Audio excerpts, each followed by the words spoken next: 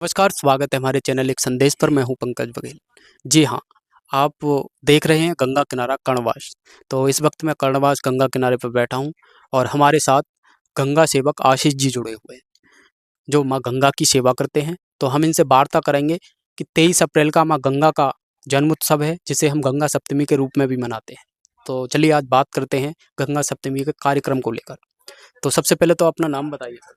हर हर गंगे। मैं गंगा सेवक आशीष। जी।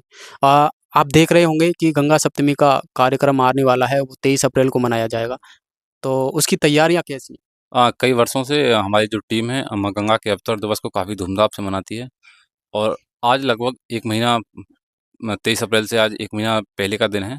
तो उससे अभी से हम इसकी तैयारी कर रहे हैं। प्रोग्राम काफ़ी बड़ा होने वाला है, जिसके साथ रामचरितमानस पाठ का कार्यक्रम, भंडारा और भव्य दीपोत्सव के साथ माँ गंगा की महाआरती का आयोजन है। जी, आप अपनी टीम का नाम और बताइए, जो सब जान सकें। और हमारी टीम बंदरम गंगे माँ भागीरथी सेवा ट्रस्ट है, जहाँ जो श्री कल्याणी देवी गंगा घाट पर नित्य माँ गंगा की आरती करती है और समय समय पर गंगा घाट की सफाई का भी कार्य करती है। टीम बनाने का उद्देश्य क्या था आपका?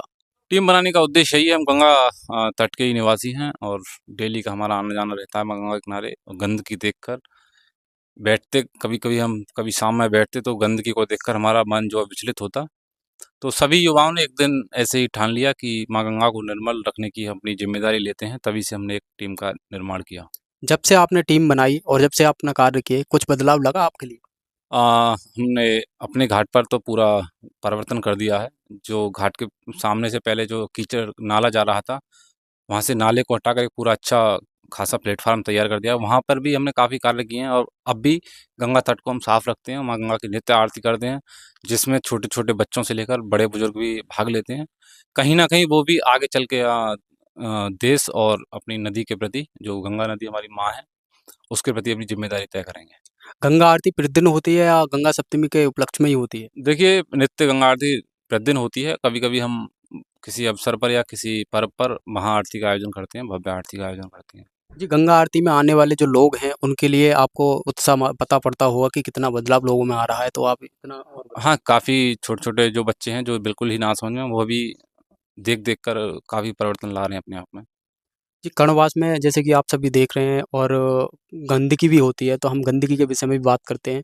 तो जब-जब गंगा घाटों पे गंदगी होती है, तो आप क्या करते हो? जो भी जिस प्रकार की गंदगी होती है, उसको उठाकर हम पहले तो साइड में रखते हैं। कुछ दिन उसके सूखने का इंतज़ार करते हैं, फिर उसमें हम अग्नि दहन कर देते हैं।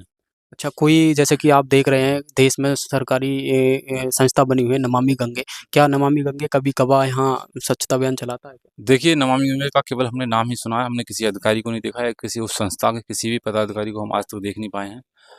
कार्य तो करती है, लेकिन कहाँ करती है हमको नहीं पता। केवल सोशल मीडिया तक या समाचार पत्रों तक ही अपने कार्य को रखती है। देखिए आशीष जी, आप जिस स्थान पर बैठे हैं, वो नमामि गंगे के माध्यम से ही घाट बनाया गया है। तो नमामि गंगे का कोई भी उच्च अधिकारी यहाँ तो आता होगा आप। नहीं, यहाँ हम लगभग कम ही आते हैं। अपने श्री कल्याणी देवी गंगा घाट पर रहते हैं। कभी-कभी पर्वों पर यहाँ आते हैं, जब कभी कूड़ा-कचरा ज़्यादा होता है तो उसको निस्तारण के लिए आते हैं। ये घाट बना है, इसका उद्घाटन तो किया होगा किसी ने आके? हाँ, किया था, पता नहीं वो नमामि गंगे के अधिकारी थे या कोई अधिकारी थे या कोई नेता थे। हम उस समय इस चीज़ से परिचित नहीं थे। कितने श्रद्धालु यहाँ गंगा नहाने आते हैं कर्णवास में?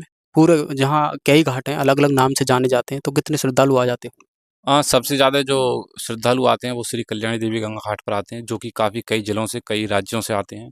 अ, जो श्री कल्याणी देवी गंगा घाट है, उसी के निकट एक माता का मंदिर है, जहाँ पर लाखों की संख्या में श्रद्धालु प्रतिवर्ष आते हैं, तो वो वहीं स्नान करते हैं।